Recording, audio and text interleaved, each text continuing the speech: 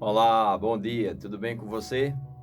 Chegamos hoje, na nossa jornada relógio de oração, à leitura de Lucas, capítulo 8. Amém? Muito bom poder estar compartilhando com vocês essas, essas bênçãos, né, da interpretação do texto bíblico. Espero que vocês estejam gostando. O objetivo aqui é que nós possamos contextualizar melhor o texto bíblico, a gente possa entender melhor a missão de Jesus e nos relacionar melhor também com o nosso Senhor e o nosso Salvador, para que através do nosso relacionamento com Ele nós possamos dar frutos e muitos frutos para a glória do seu nome. Então aqui nós vemos já no início Lucas dando uma ênfase muito grande, né, ao ministério feminino, as mulheres que eram tocadas por Jesus, libertas por Jesus, curadas por Jesus, alcançadas por Jesus. Lucas mostra que essas mulheres, elas o serviam. E muito importante o papel das mulheres no ministério.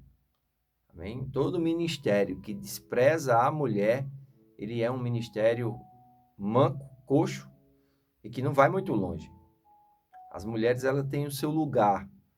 E é muito importante nós entendermos hoje, cada vez mais, esse lugar da mulher do ministério. Para quê? Para que esse lugar não seja abusado, amém? Para que esse lugar também não seja rejeitado. Então, é muito importante esse equilíbrio. E aqui ele fala dessas mulheres, né? Lucas 8:2 diz, também algumas mulheres que haviam sido curadas de espíritos malignos e de enfermidades.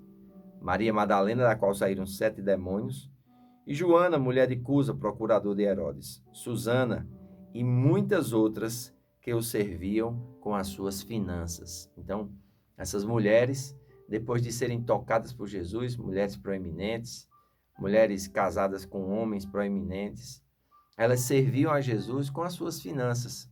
Elas custeavam o ministério de Jesus. E na sequência nós vamos ver uma das parábolas mais importantes da Bíblia, que é a parábola do semeador, que contempla também em Mateus capítulo 13 e Marcos capítulo 4. Amém? Essa parábola ela é interessante porque diz que um semeador saiu a semear, e esse semeador é o próprio Jesus, que está levando a palavra. Amém? E ele vai falar sobre os tipos de solo e os tipos de corações. Amém? Esses tipos de solo pode ser pessoas específicas, mas pode ser também momentos específicos da nossa vida. Amém? E ele vai falar do bom solo. É aquele que escuta a palavra, é aquele que recebe a semente e produz. O bom solo é aquele coração que contempla a palavra, que escuta a palavra e considera, e faz com que haja mudanças sólidas na sua vida.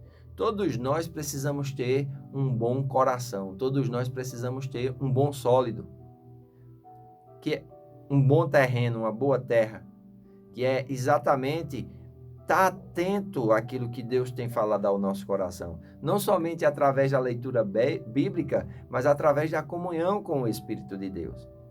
Deus, ele tem interesse em nos guiar, em nos instruir, em nos conduzir para uma vida de realizações, para uma vida de rompimentos, para uma vida de vitórias. E seguindo a orientação de Deus, seguindo o plano de Deus, nós vamos ser mais resilientes contra as dificuldades dessa vida. Então é muito importante nós entendermos essa parábola, amém? Jesus fala aqui, ó, esta é, pois, a parábola. A semente é a palavra de Deus, e os que estão junto ao caminho são os que ouvem a palavra. Depois vem o diabo e tira-lhes do coração a palavra para que não se salvem crendo.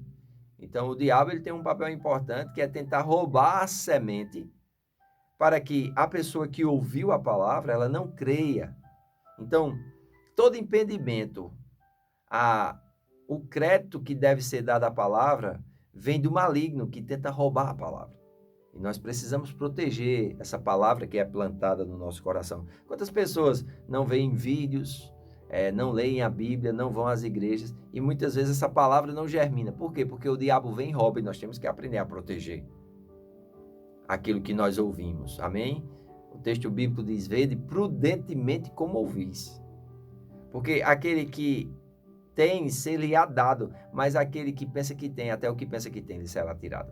Então é muito importante nós termos cuidado com aquilo que estamos ouvindo, considerarmos, darmos atenção, colocarmos em prática rapidamente, para que através desse ouvir nós não venhamos a permitir que o diabo venha roubar a palavra. Amém? Ele diz: os que estão sobre a pedra são os que, ouvindo a palavra, a recebem com alegria, mas não têm raiz, apenas creem por algum tempo, e no tempo da tentação se desviam. São aquelas palavras, são aquelas pessoas que estão na igreja e recebem uma palavra, eles chamam de avivamento, e saem cheios de alegria no domingo à noite.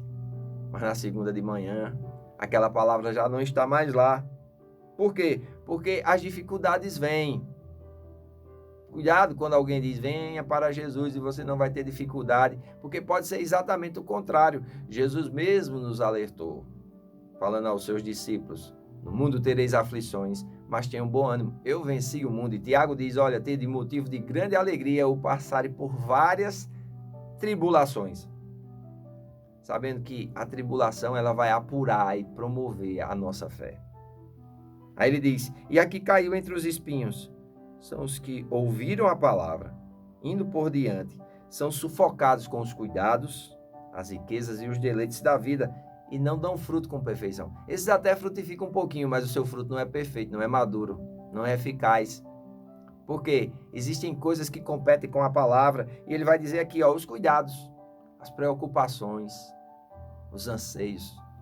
Em Mateus capítulo 6, versículo 25, Jesus diz: por que vocês estão preocupados quanto à vossa vida? Quanto ao que haveis de comer e quanto ao que haveis de vestir? Não é a vida mais do que o alimento e o corpo mais do que as vestes? Olhai para as aves do céu, elas não semeiam, não ajuntam em celeiros, contudo vosso Pai Celestial delas cuida. Não tendes vós muito mais valor do que elas? E por que vocês estão preocupados quanto ao que haveis de vestir? Olhai para os lírios do vale. E eu digo que nem mesmo Salomão, em toda a sua glória, se vestiu como qualquer um deles. Se Deus veste assim a erva do campo, que hoje existe e amanhã é lançada no forno, não vos vestirá muito mais a vós? Por isso vos digo, não andeis preocupados, dizendo: o que comeremos? Com o que nos vestiremos? Porque os gentios procuram todas essas coisas. De certo, vosso Pai Celestial sabe que delas necessitais. Mas buscai em primeiro lugar o reino de Deus e a sua justiça, e todas estas coisas vos serão acrescentadas. Não precisamos viver angustiados, não precisamos viver preocupados. E como fazer isso? Confiando em Deus, entregando a Deus, consagrando nossa vida a Deus. Ele fala também sobre as riquezas, os deleites da vida. Os deleites da vida. Cuidado. Cuidado com os deleites da vida. Tem gente que vive em busca de deleite. É bem verdade que se nós quisermos e ouvirmos, nós vamos comer o melhor dessa terra. Isaías falou isso no capítulo 1, no versículo 19. Mas não é somente comer o melhor, não é somente viver em deleites. Nós precisamos também cumprir a nossa vocação, cumprir o nosso propósito, cumprir a nossa missão. E muitas vezes os deleites competem com a palavra. Não somente isso, mas também diz aqui que os cuidados, as riquezas e os deleites da vida, e não dão fruto. Então nós precisamos ter cuidado, o fruto não sai perfeito. Ele diz assim, versículo 15, e aqui caiu em boa terra. Estes são os que ouvem a palavra, conservam no coração honesto e bom, e dão fruto com perseverança. Amém? O meu desejo hoje é que você possa receber essa palavra com um coração honesto, com um coração bom, e que você possa frutificar com perseverança, que você possa servir a Deus, não pelo que Ele pode fazer por você. E Ele vai fazer grandes coisas na sua vida, como tem feito, mas servir a Deus porque, de fato, Ele interviu na sua vida. Ele cancelou o escrito de dívida que era contrário a você e a mim. Ele nos deu paz consigo mesmo. Ele nos deu uma vida onde nós podemos desfrutar da sua presença na caminhada, da sua força, do seu poder. Amém? E precisamos tão somente ser fortes e corajosos. Aqui ele ainda vai falar sobre a parábola da candeia, vai trazer um pouco do relato sobre a família de Jesus, vai falar sobre aquele incidente onde Jesus acalma a tempestade. É interessante, eles estão numa viagem. Jesus repreende a força do vento, Jesus repreende o mar inquieto e Jesus repreende os discípulos. Por que ele repreendeu os discípulos? Ele diz, por que vocês são tão tímidos? Será que vocês ainda não têm fé? Jesus tinha expectativa de que os discípulos usassem da autoridade que tinham. Porém, eles não conseguiram. E muitas vezes assim é comigo e contigo. Diante das dificuldades, a gente não usa da autoridade que tem. A gente fica perplexo, a gente se entrega. A gente pensa que vai morrer. Mas Jesus está conosco. Ele é o nosso Senhor. Vai falar ainda do endemoniado de Gadara, que Jesus vai libertar ele.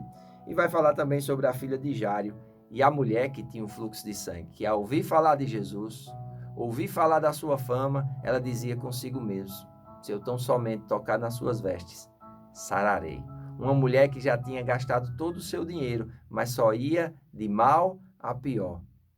Porém, quando ela decidiu dar um passo de fé e romper com todas as estruturas da sua época, ao tocar nas vestes de Jesus, o poder de Jesus fluiu para ela e a sua hemorragia secou. Amados, Deus pode fazer infinitamente mais, além daquilo que pedimos ou pensamos, segundo o seu poder que em nós opera. Que nós possamos confiar nesse Deus, que nós possamos ser esse bom solo que recebe a palavra e produz com perseverança frutos para a eternidade, em nome de Jesus. Amém? Então que Deus te abençoe. Hoje à noite, às 18 horas, nós temos nossa casa de oração e o culto e a escola bíblica na Casa do Oleiro. Vem estar conosco, será um tempo glorioso. Convide seus amigos e familiares que estaremos juntos, louvando e engrandecendo o nome do Senhor. Que Deus te abençoe, um bom trabalho e até amanhã.